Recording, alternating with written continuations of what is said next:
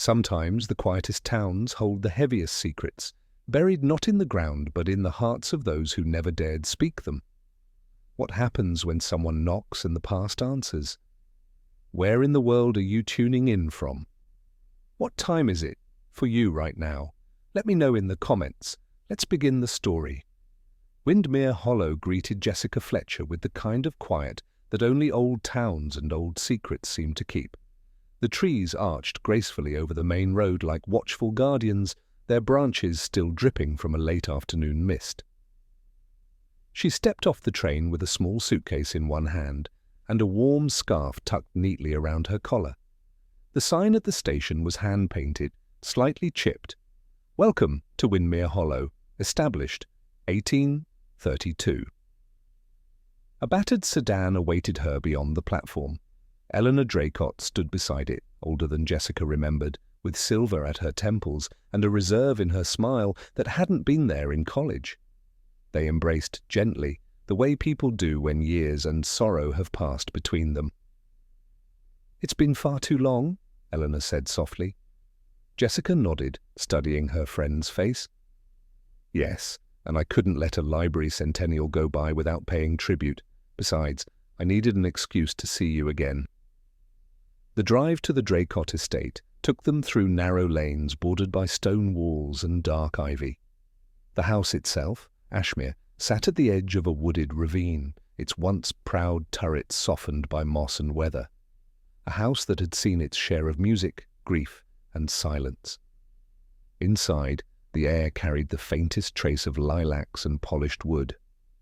Jessica's room overlooked the back garden, where an old gazebo leaned slightly into a thicket of rhododendrons. Over tea, Eleanor told her about the library event, who would be attending, the expected speeches, the town's quiet pride. But her hands trembled slightly as she poured. Her voice faltered when the topic turned toward family. Jessica noticed, but said nothing. As the evening crept in and the windows dimmed with fog, Jessica found herself in the music room, drawn to the grand piano beneath a dust-covered shawl. A faded photograph sat in a silver frame atop the piano, two children in summer sun, squinting at the camera beside a sailboat. The date was scratched off the corner. Jessica touched the frame gently. Something about the house hummed with things unsaid. She had felt this before, in places where memories were not simply memories, but burdens. And as she glanced toward the shadowed hallway where Eleanor had quietly withdrawn, Jessica felt the first murmur of intuition. Windmir Hollow held more than nostalgia. It held something waiting to rise. Later that evening, Jessica lingered near the piano again. Eleanor had retired early, claiming fatigue, though Jessica sensed it was something else entirely. She could still recall the soft catch in her friend's voice as she excused herself, and the flicker of something like dread when she had noticed Jessica examining the photograph. The music room bore the presence of a life once lived loudly. Sheet music, now yellowed at the corners, rested inside a carved cabinet. A bronze metronome sat still on the lid of the piano. Dust had gathered, but only lightly, enough to suggest Eleanor still visited, but never played. Jessica eased open a nearby drawer and found a letter wedged behind a stack of old programs. The envelope was addressed to Eleanor, postmarked July 1989, and had never been opened.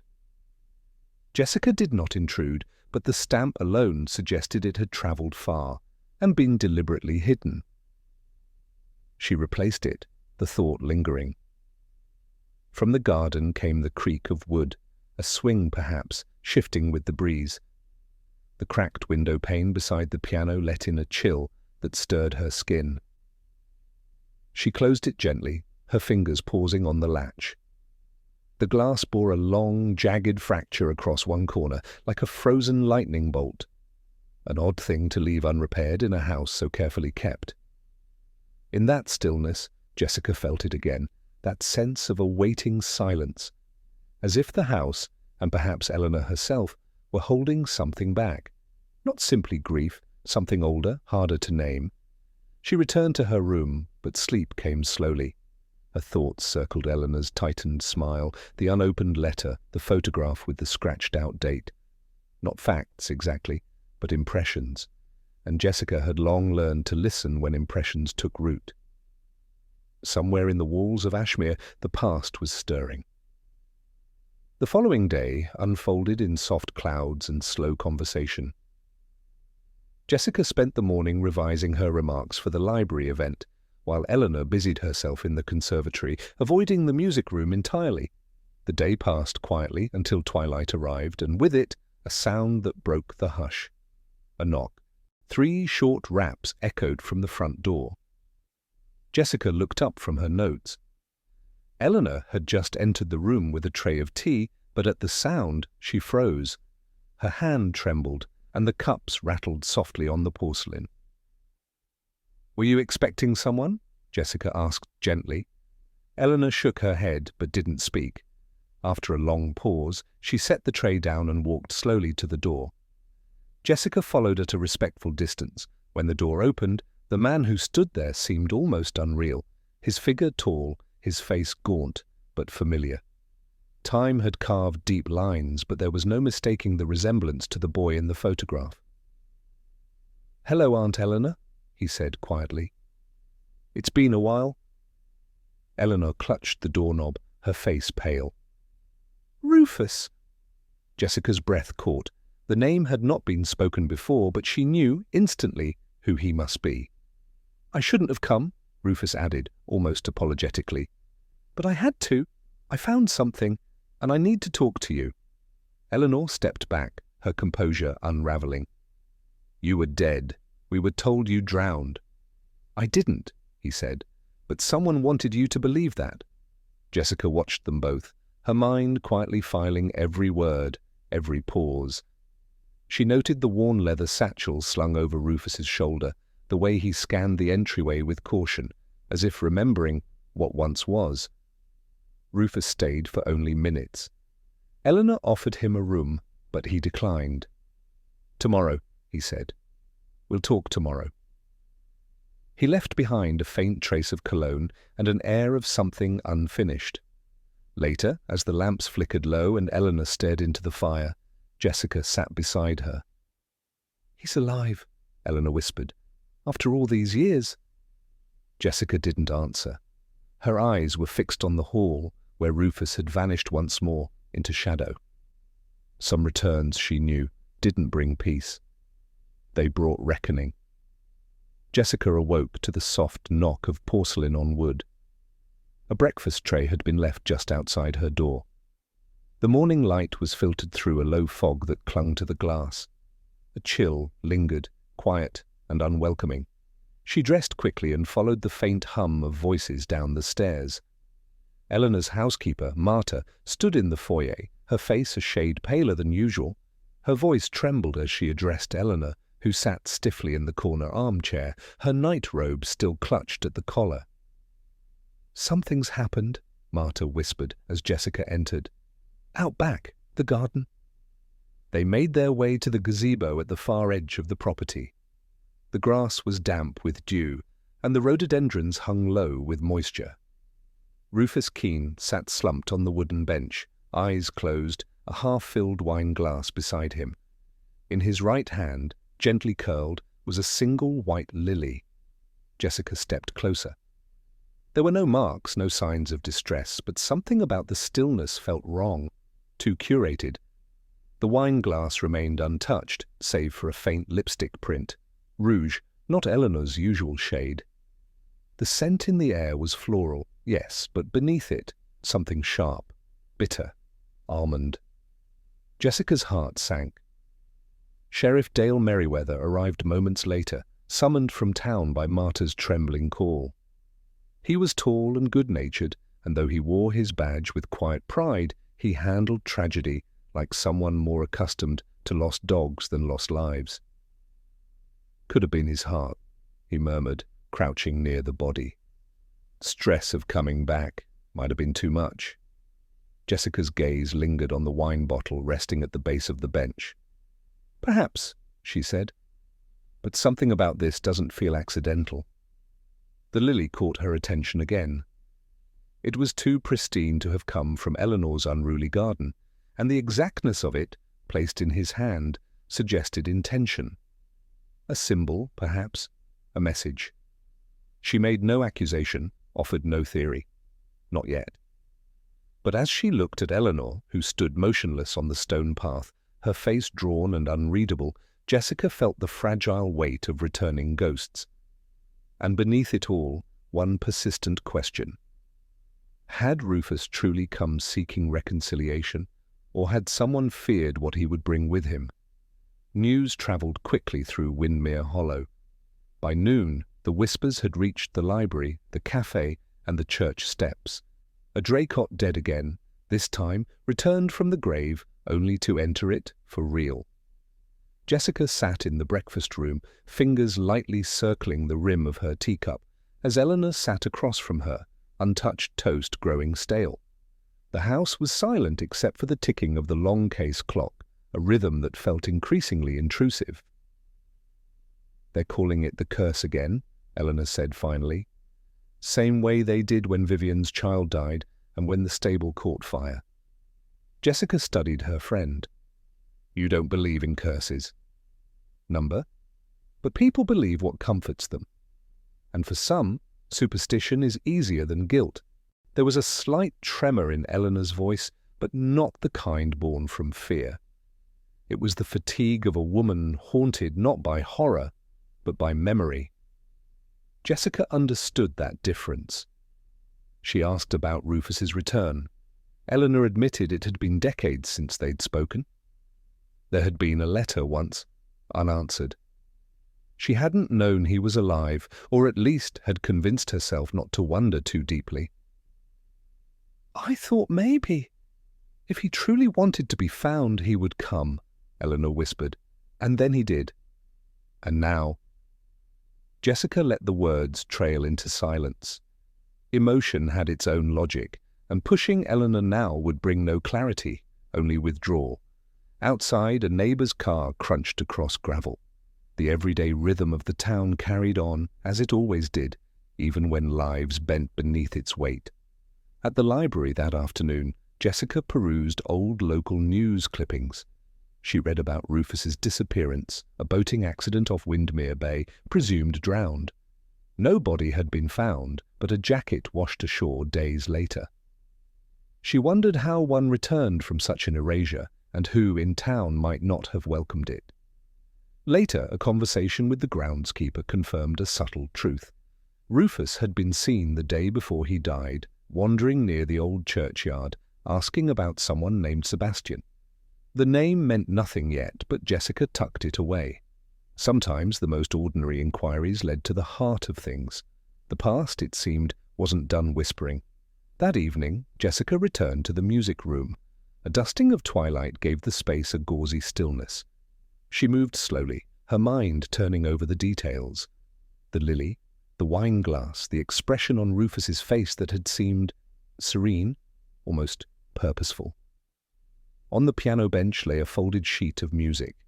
Eleanor had likely set it there the day before, but as Jessica reached to lift it, she noticed something else, a faint impression beneath it, as though another sheet had once been written on top.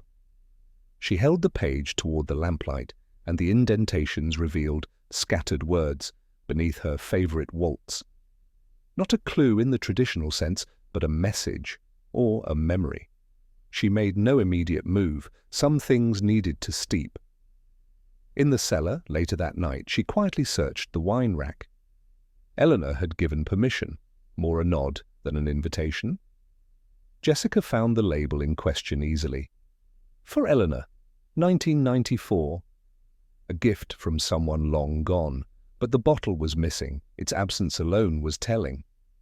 Returning to her room, Jessica made a few notes in the margin of her speech. Her handwriting, like her thoughts, remained tidy but vigilant. The lily still lingered in her mind. The Dracot garden had no such flowers. Jessica remembered Marta trimming the hydrangeas, tending to rose bushes and wild herbs, but not lilies. She rose and walked softly to the back of the house, slipping through the side path that curved toward the church. There, Among the weathered gravestones, a cluster of white lilies bloomed beside a wrought-iron fence. A wind gust stirred them slightly. One had been taken recently. The stem on the edge was broken. Jessica turned back toward Ashmere, the house now cloaked in lamplight. Rufus had chosen, or been given, that flower for a reason. Lilies of that sort were used in only one place in Windmir Hollow, at funerals. Perhaps the gesture was symbolic, or perhaps it was intended for someone else entirely. Back in her room, Jessica opened the window to let in the night air. Somewhere nearby, an owl gave a single, distant cry. She closed her notebook with care.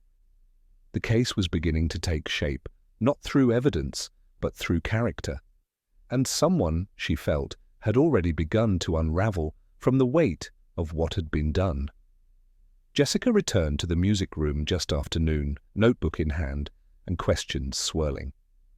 Marta had quietly informed her that Miss Vivian was taking tea in the sunroom, as she did most days, though her mood had darkened since Rufus's reappearance. The sunroom was drenched in light and the scent of lemon balm. Vivian Draycott sat in a carved wheelchair by the open windows, her figure still upright despite her age. Her hair was silver, pulled back in a stern twist, and her fingers clutched a handkerchief with more force than comfort. "Jessica Fletcher," she said without smiling. "I expected it wouldn't be long before someone started asking questions. You always were more curious than cautious." Jessica took the seat opposite her. "I've found caution often clouds the truth, Miss Draycott, and right now I think your truth might be more helpful than you realize." Vivian's eyes narrowed slightly. "You're referring to Rufus. I suppose Eleanor told you everything, how she always adored him, always saw the best in him, even when the rest of us knew better." There was something clipped in her tone, not grief, resentment. Jessica noted it quietly. "He surprised all of us," Jessica said gently. "But I imagine you knew him well once." Vivian tapped the handkerchief against her knee. "He was trouble from the start. Not because he was cruel, on the contrary. He was too kind, too naive. He believed family meant loyalty." A pause. "He didn't understand that blood is often more obligation than affection." Jessica let the silence stretch, knowing that truths often emerged in the pauses. "Rufus was never meant to inherit Ashmere," Vivian added, her voice lowering. "It was understood. My sister, his mother, had agreed. But Eleanor, always the romantic, insisted there was a revised will, that Rufus had a rightful claim." Jessica tilted her head slightly. "And was there?" Vivian looked at her with a weary smirk. "Does it matter now?" But it did. Jessica could feel it. Somewhere in Vivian's brittle words was a fracture between what had happened and what had been hidden. As she rose to leave, Vivian's nurse, a quiet woman with attentive eyes, murmured a phrase Jessica wouldn't forget. "She keeps saying it should have been me." Jessica thanked her, then paused in the hallway, glancing at the family portrait above the stairs, one in which Rufus had once stood beside Eleanor and Vivian, smiling. He had been painted with light in his eyes. Whatever truths the Draycott family had buried, Jessica suspected they were now cracking their way to the surface. That afternoon, Jessica stepped into the library, Windmir's pride, and perhaps its last quiet sanctuary. The building, like everything else in the town, had character. Creaking floorboards, ornate shelves, and the faint scent of aged paper. Clara Bryson sat at the main desk, her hair tucked in a sensible bun, her reading glasses resting low on her nose. She greeted Jessica with warmth, though her smile faltered when Rufus's name came up. "I never thought I'd see him again," Clara admitted, her voice hushed. "He used to sit at that back table, always scribbling in his notebook, asking about old town records. He was searching, even then." Jessica nodded. "He seemed to unsettle quite a few people." Clara hesitated, then rose and led Jessica to a quiet corner of the library. "There's something I didn't tell the sheriff. I didn't think it mattered, but maybe it does." Jessica listened. "The night before he died, I saw him outside Ashmere. I'd gone to return a book Eleanor had left on the church steps. I wasn't going to bother them, but then I saw them through the side window, Rufus and Eleanor. Jessica waited gently. They were arguing, not loudly, but something about it felt final. Eleanor was holding something, a letter, I think. Rufus was upset, shaking his head. Then he left. That was the last I saw of him. Did you hear anything they said? None but Eleanor's face. It wasn't anger. It was pain. Like someone realizing a mistake too late. Jessica thanked her, noting every detail. Clara, calm and composed, had no reason to lie. But her memory raised questions. What was in the letter? Why hadn't Eleanor mentioned the argument? As Jessica made her way out, she noticed a framed photograph on Clara's desk. It was old, slightly faded. A group of young adults, library volunteers perhaps, smiling in front of the oak doors. There was Clara, unmistakably younger, and beside her stood Rufus, arm around her shoulders, grinning. A closeness, then, one never mentioned. Jessica's mind stirred. Clara had watched Rufus from afar, and perhaps more than once from very near. Had she really just come to return a book that night? Or had she come for him? That evening, after dinner, Jessica returned to the bookshelf in the music room.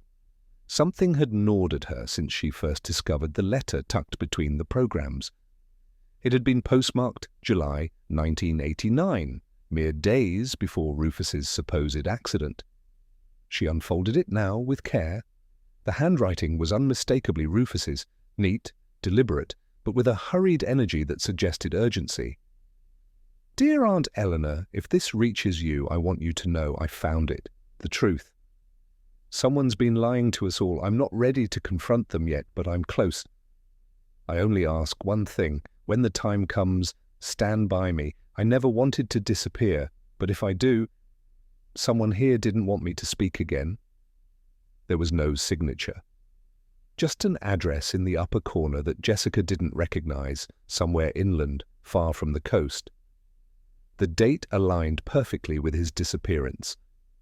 Rufus had known something, had confronted someone, and then, conveniently, was gone. Jessica sat in the quiet, letting the letter rest in her lap. Eleanor hadn't mentioned receiving anything from Rufus. Was it possible she had never opened it? Or had she read it and chosen not to act? More troubling was the implication in his words. Someone here didn't want me to speak again. Who was here? The town? The family? Jessica recalled Vivian's dismissive tone. The rivalry over inheritance, the resentment. Clara's unspoken affection, perhaps stronger than Jessica had realized. And Eleanor herself, haunted not just by grief, but by something unspoken. The walls of Ashmere seemed to lean closer, shadows curling along the baseboards like secrets refusing to stay buried. She folded the letter again and placed it in her notebook. The weight of it felt heavier than paper. Rufus hadn't simply returned. He had come back with purpose, perhaps even with evidence, and someone had been afraid of that. Jessica glanced toward the darkened hallway. The silence of the house no longer felt peaceful. It felt poised, waiting. Jessica sat alone in the small upstairs study Eleanor had once used for correspondence and sheet music storage. The room smelled faintly of lavender and dust, an oddly comforting blend. Her eyes moved carefully across the spines of old journals and music folios when one of the thinner ledgers caught her attention. It was cloth-bound, olive green, and unmarked. Inside, the pages bore Rufus's handwriting. It was the same measured hand as the letter, fluid, careful, emotionally restrained. The entries were short, cryptic thoughts rather than full reflections. He had not meant these words for others.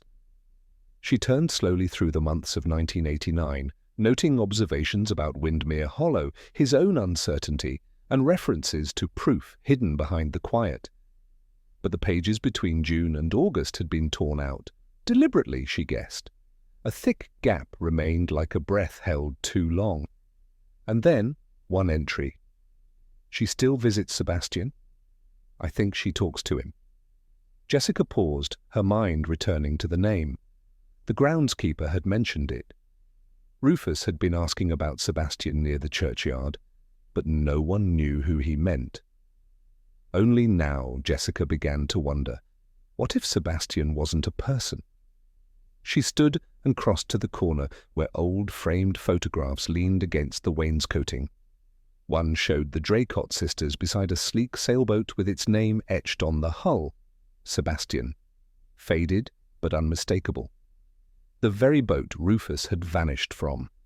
Jessica felt the subtle click of understanding, not resolution, but direction. Rufus had been tracing the past, and someone had been trying to erase it. In the hallway below, a faint sound echoed, Vivian's voice, brittle and disoriented. "It should have been me." Jessica closed the journal, her thoughts thickening like fog at sea. Somewhere in this house, secrets had soaked into the walls, and they were beginning to speak. The kitchen was quiet when Jessica stepped in. The teapot steamed gently on the stove, unattended. Marta stood by the window, arms folded, eyes distant. She didn't turn when Jessica softly cleared her throat. "I thought you might like a cup," Jessica offered. Marta glanced over, her expression unreadable. "I made it for Miss Eleanor, but she went back upstairs, said she had no appetite." Jessica approached slowly. "She's carrying more than grief. You've been with her a long time, haven't you?" 27 years, Marta replied, without pride or sentiment. Jessica nodded, taking in the carefully arranged spices, the spotless countertop. "That's a kind of loyalty few people understand." Marta's silence lingered. "I came across a program," Jessica continued gently. "From a recital. It was signed, 'For my Marta, always.' Rufus's handwriting." A flicker passed over the housekeeper's face, so brief it might have gone unnoticed, had Jessica not been looking for it. "I was his tutor," Marta said finally, her voice lower now. "Long before I became a servant in this house. His mother dismissed me when rumors spread. Accusations of theft, misconduct, none of it true. And Eleanor brought you here afterward. She didn't believe the lies. Or perhaps she chose not to." Jessica studied the woman carefully. "You were here the night Rufus died. What did you see?" "I saw him arrive," Marta said. "I saw Miss Eleanor crying after he left. That's all." "And later?" "I burned papers," she said suddenly, without preamble. "They were his old compositions. I didn't want her to find them. I thought she had suffered enough." It was an odd choice, destroying memories to spare someone pain. But perhaps in Marta's mind it had been an act of protection, not deception. Jessica didn't press further.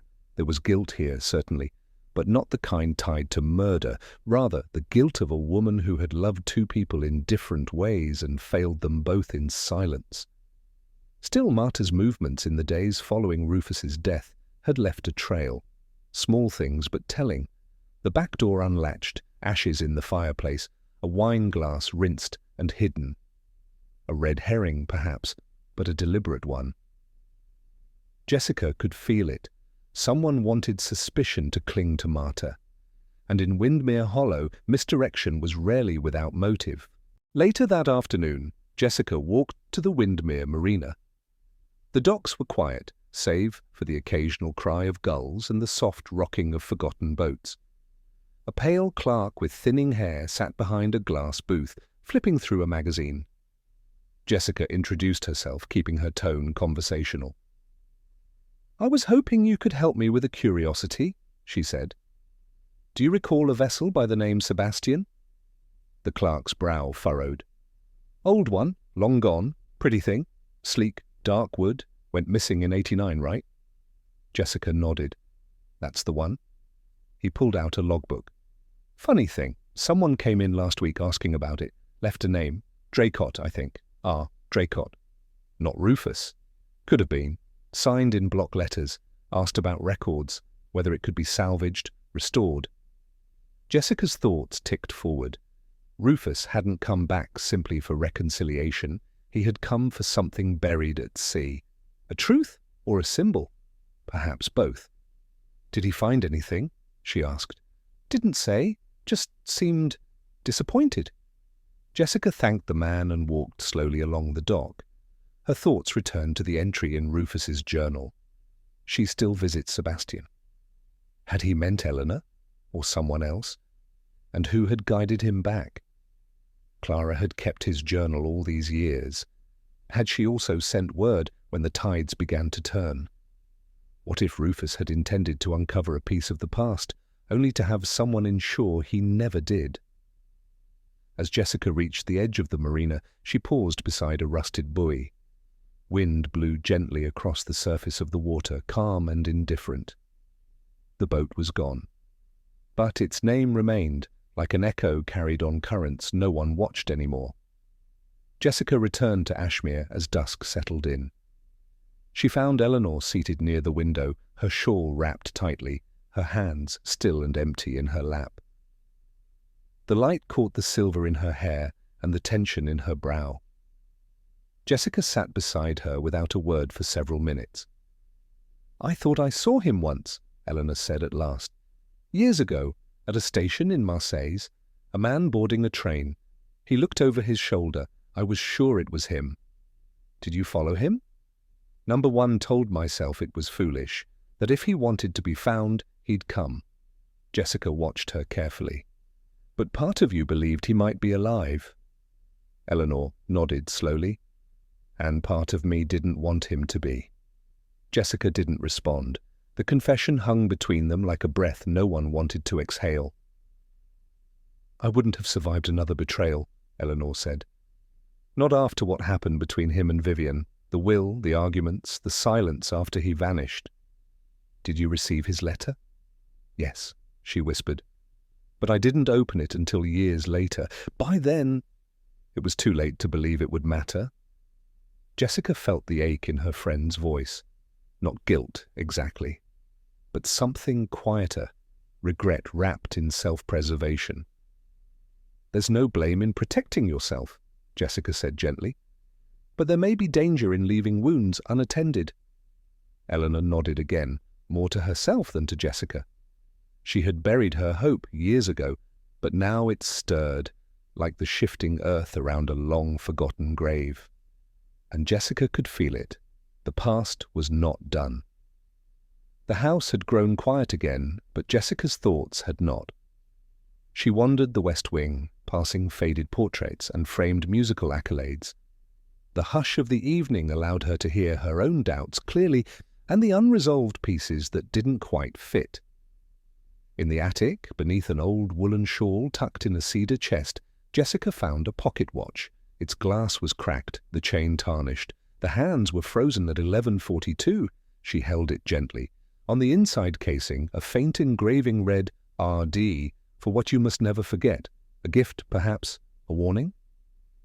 Nearby, folded into the lining of the piano's dust cover, she discovered something small and hard. Rufus's ring. Worn, simple, gold, the kind of thing someone wouldn't discard unless they meant to hide it. And then there was the lily. Jessica had placed the bloom in a shallow dish of water on her nightstand. As she examined it now, she noticed the faintest imprint near the stem, residue from funeral wax, the kind used in church arrangements. The flower had not come from the garden as decoration. It had been lifted from a grave.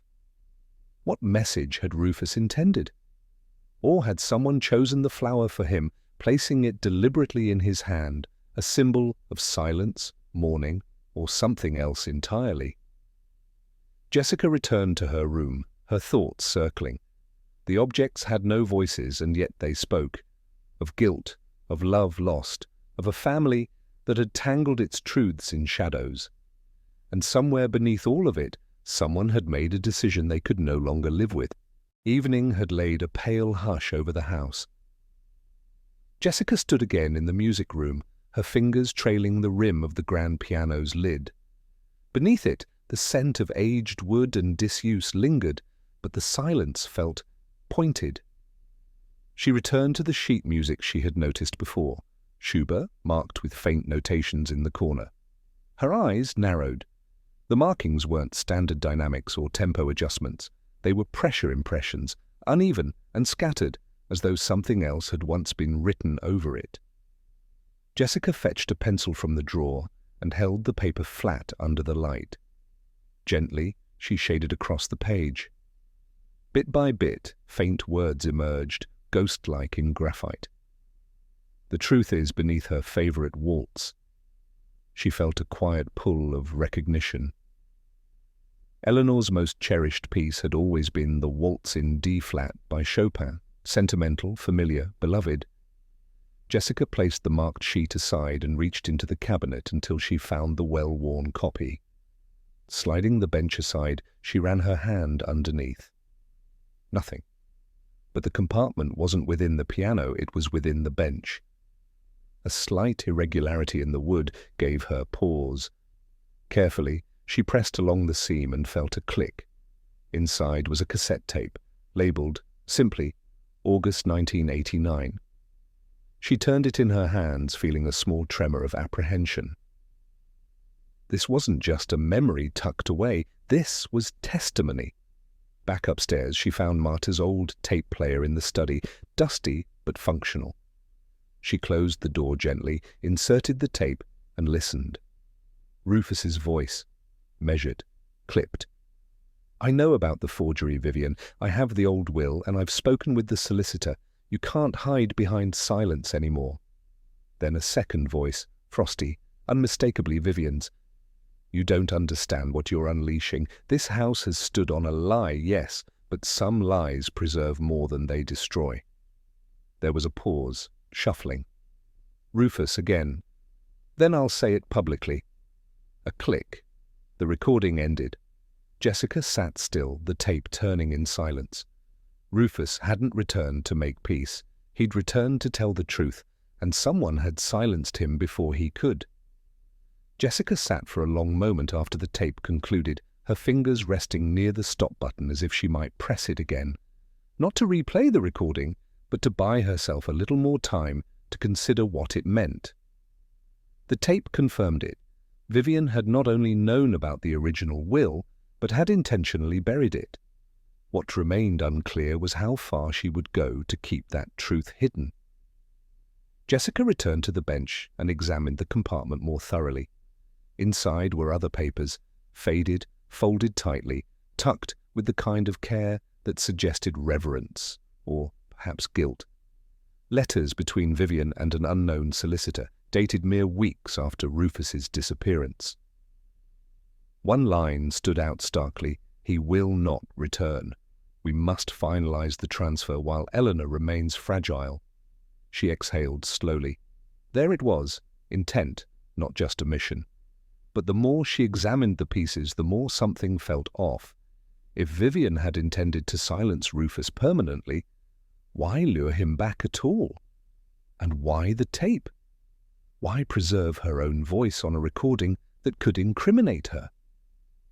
Jessica returned downstairs, her mind sharpening. She found Eleanor in the music room, gazing quietly out the window as if awaiting an answer only the trees could give. "Did Vivian know Rufus had returned?" Jessica asked softly. Eleanor looked at her, eyes tired. "He said she had summoned him, that she wanted to make amends." "And did she?" Eleanor's pause said everything. "She changed her mind," she whispered. "She told him to forget what he found, that none of it would bring peace." Jessica nodded, the pieces aligning. Vivian hadn't poisoned Rufus. She had prepared to fight, perhaps even to confess. But someone else had stepped in first. The wine, the lily. The missing bottle meant for Eleanor, all carefully chosen. It wasn't panic, it was personal, and whoever had done it had known exactly what Rufus was about to reveal, and to whom. That night, Jessica couldn't sleep. She sat at her desk, notes arrayed like a jigsaw in motion. The tape had clarified motive and deception, but one question burned deeper now. Who had acted before Vivian could? She thought again of the wine bottle, labelled for Eleanor, 1994, missing from the cellar. A gift, perhaps, long forgotten by everyone except someone who had spent years cataloguing Eleanor's library, her stories, and likely her wine collection. Clara.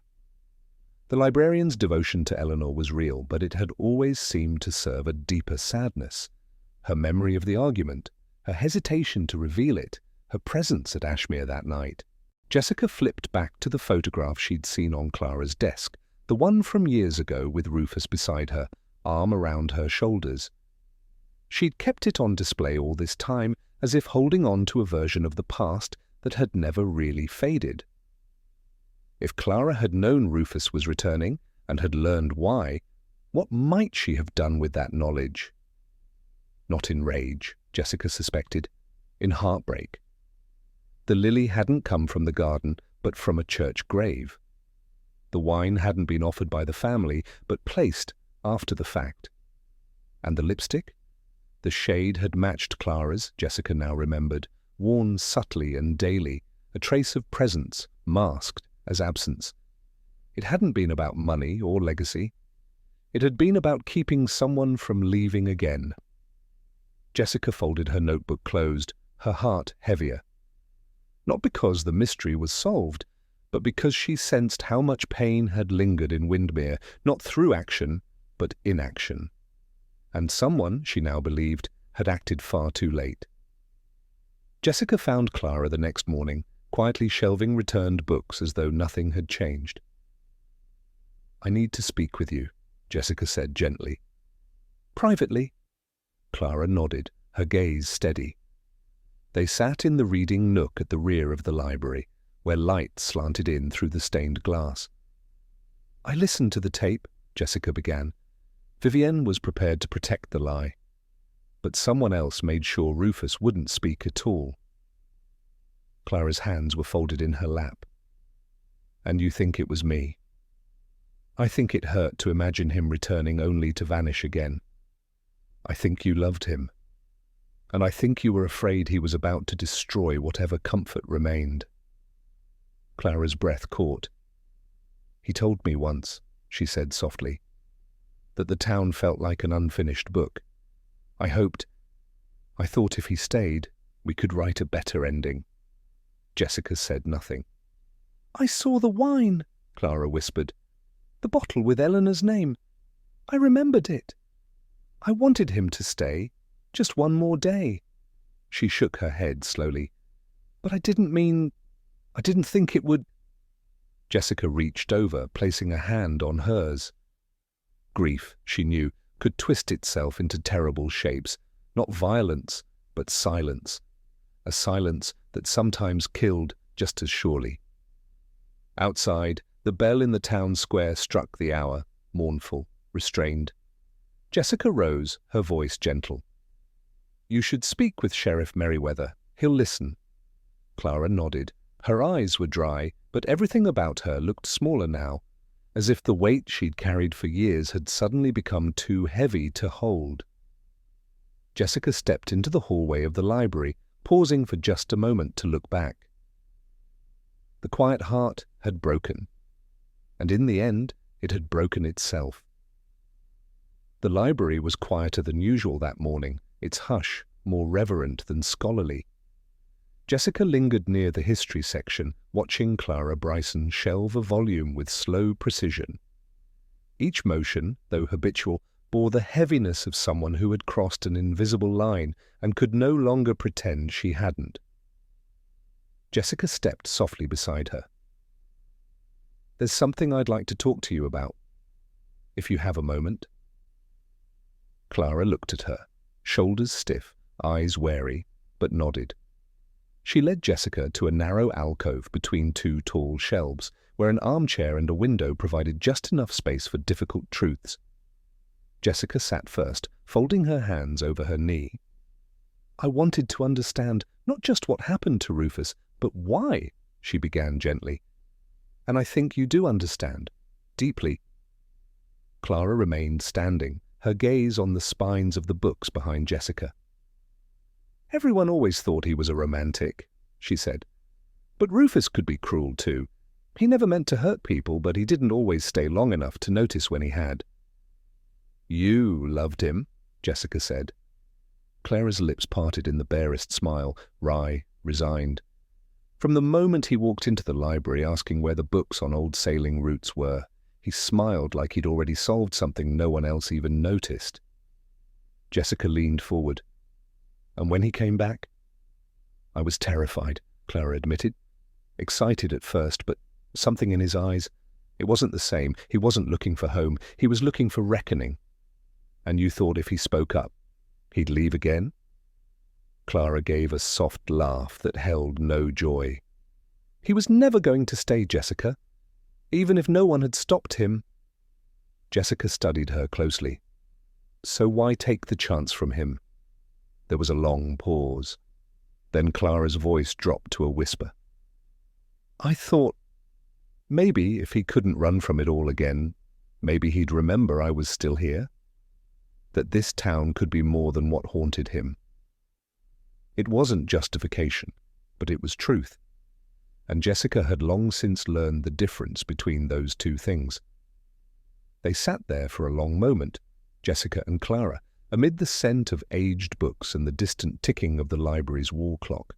Clara exhaled slowly, as if lowering something she'd carried for decades.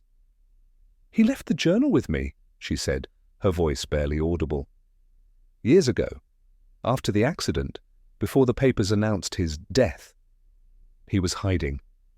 He wanted someone to keep a record," he said, in case he ever needed to remember who he really was. Jessica kept her gaze steady. "You didn't tell anyone?" "I couldn't," Clara replied.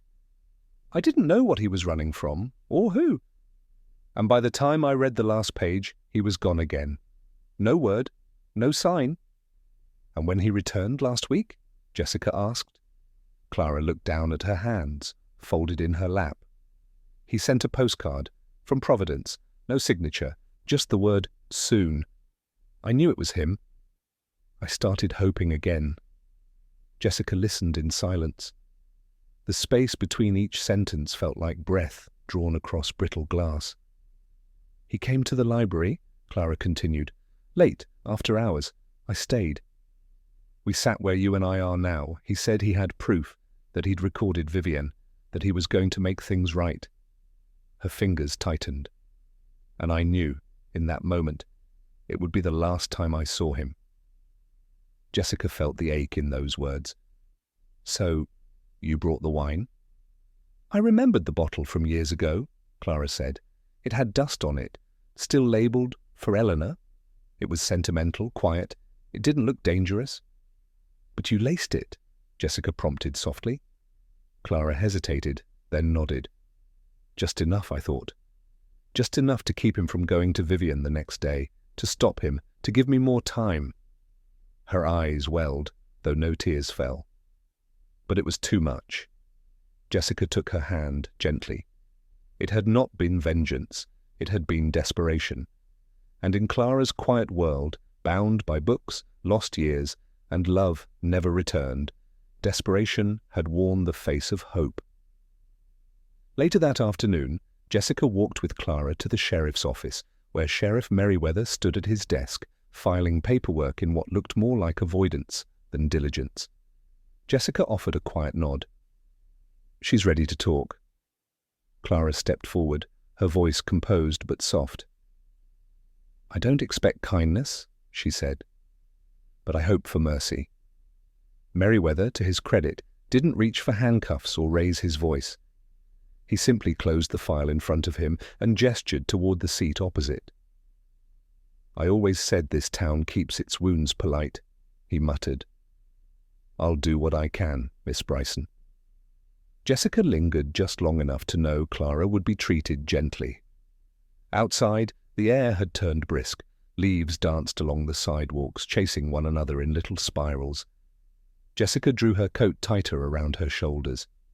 There had been justice, in a manner of speaking, but not triumph.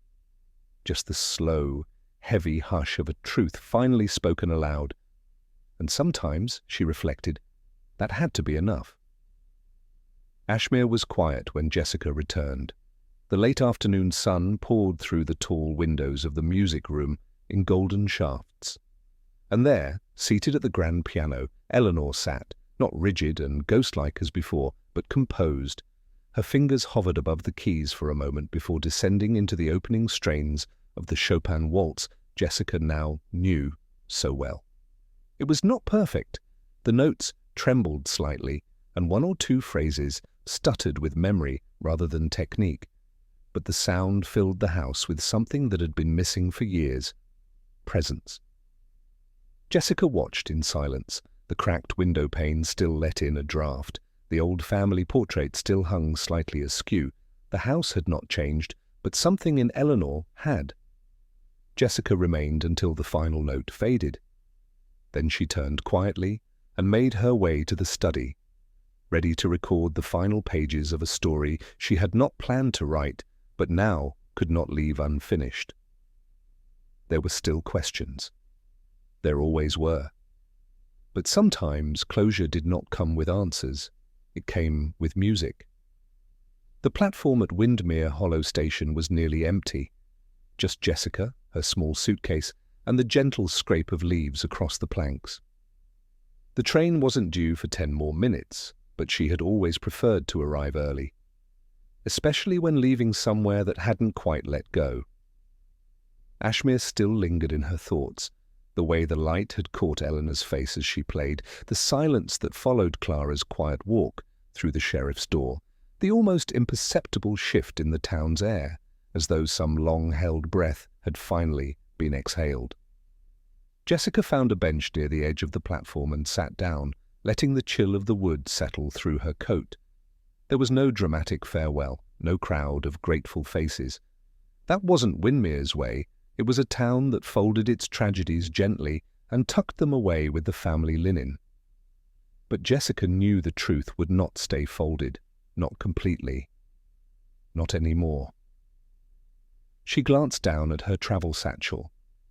Inside, tucked beside her manuscript notes and itinerary, was a single envelope, Clara's confession, written in her own hand, delivered to Jessica before the sheriff's visit. A final gesture of clarity, perhaps, or penance. The wind stirred again, and with it, a low whistle, the sound of the train approaching from the far bend in the tracks. Jessica rose. As the engine slowed into view, she took one last look across the valley behind her.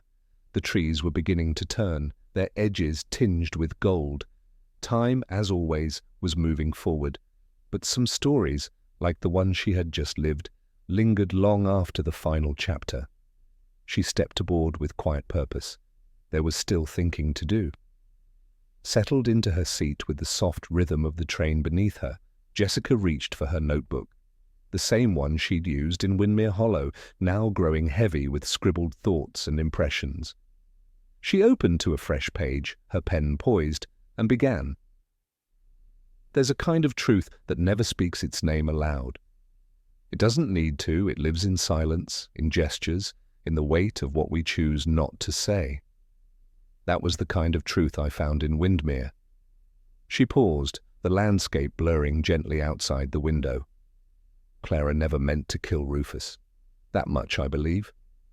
What she meant to do, what she hoped to preserve, was something softer, sadder.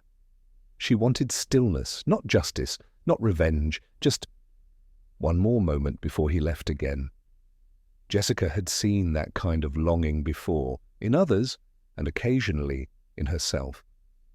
The kind of aching quiet that accompanies love unreturned or possibility unrealized. Vivienne believed she was protecting the family by preserving a lie. Marta believed she was protecting Eleanor by burning away reminders of pain. And Eleanor, she believed that some hopes are best left untouched for fear of what they might cost when stirred. Jessica exhaled softly, pen still in hand. In the end, it wasn't about the will, or the inheritance, or the property. It was about the echoes people live with, choices they couldn't undo, but also couldn't accept.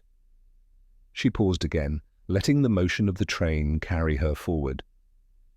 Sometimes closure came not in answers, but in understanding.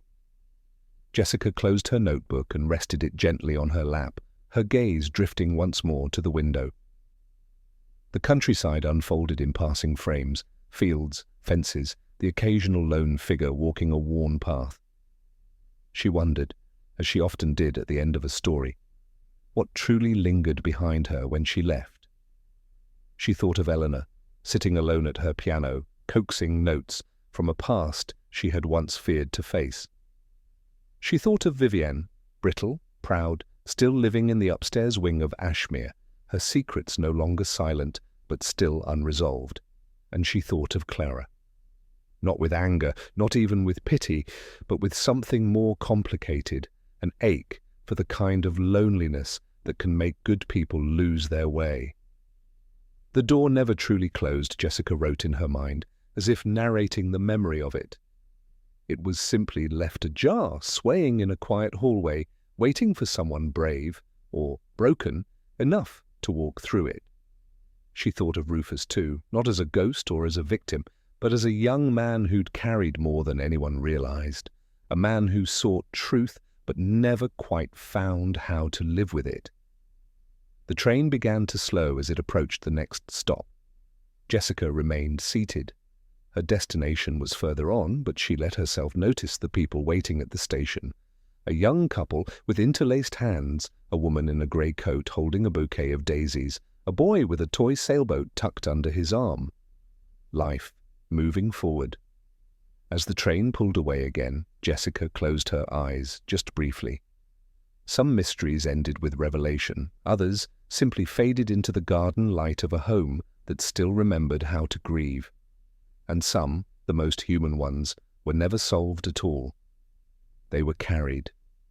Some truths arrive not with thunder, but with a whisper, unfolding quietly, like a letter never sent, but deeply felt. But I still wonder, was it truly the poison that ended Rufus's life, or the weight of memories no one dared carry with him? What do you think? Share your thoughts or theory in the comments. I'd love to hear them. And if this story stirred something in you, feel free to like it, share it with someone who loves a good mystery, and subscribe to join me for more tales where every answer leads to one last question.